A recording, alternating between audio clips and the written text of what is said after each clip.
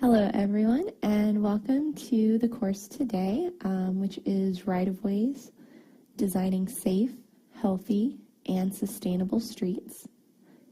My name is Rebecca Joan Brown, and I will be leading the course today. Your navigation buttons for the on-demand presentation are located at the bottom of the screen, or you can navigate using the buttons along the side panel.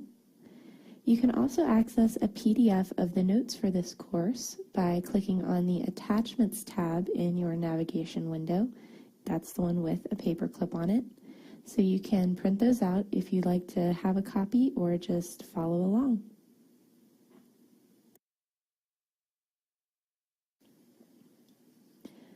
All right, so here's our course description. As we said, it's a 2-hour course today, and we'll be dealing with street design and how urban planners can create streets that encourage positive community growth.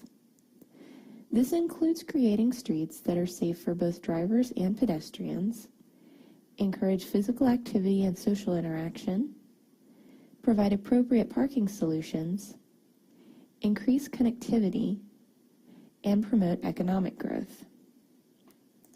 Again, this course is LEED specific for neighborhood development, so we will also be discussing what credits from this LEED rating system are applicable to some of the streetscape solutions that we'll be discussing.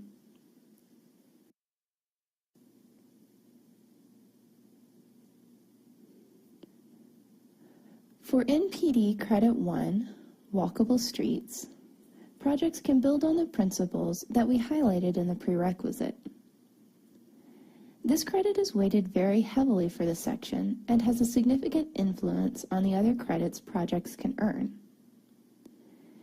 For Credit 1, projects can earn 12 points based on how many features of walkable streets are included in the project out of the 16 which are identified as important components of walkable streets. The components for this credit are divided into 5 basic categories. First is how the building facade relates to the street and sidewalk. Projects earn 1 component if at least 80% of building facades are no more than 25 feet from the property line, as shown here, and another if 50% of facades are no more than 18 feet from the property line. This ensures that buildings relate well to the street and to their surroundings, and reduces the size of front parking lots.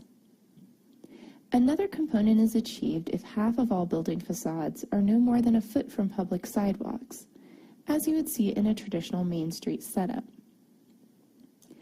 Next, there are 2 components that deal with the functional entries on a block. As I mentioned, having frequent building entries means that blocks are more active and reduces the blank alleys in a project. You can see here the lines demonstrating the distance between the functional entries of this building.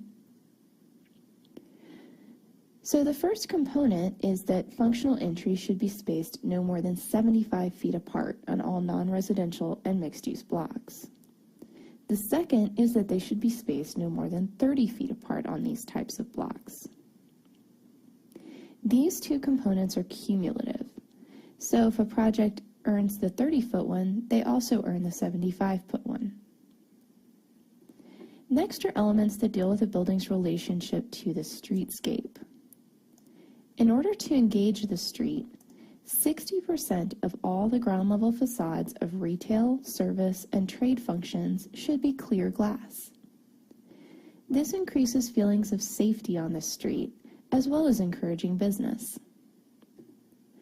Related to this, the next component is that no more than 40% of individual facades, or 50 linear feet at a time, should be blank.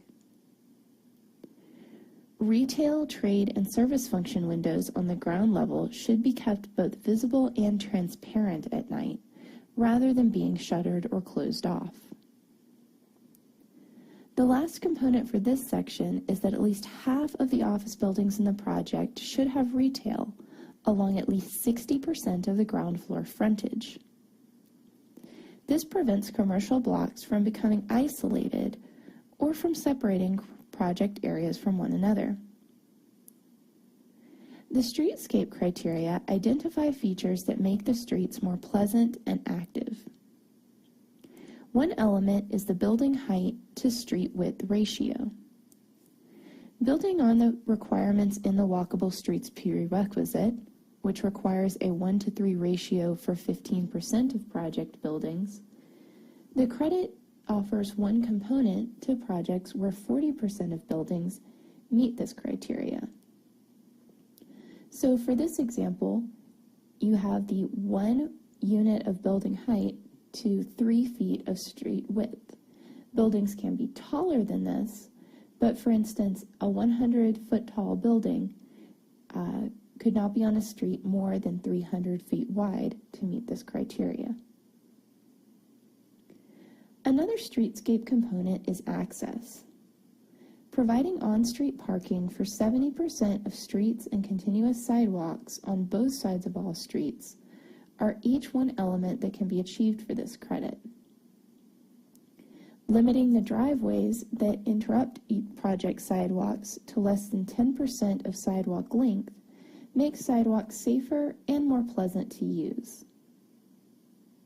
The final components of this credit involve designing streets for safer pedestrian speeds.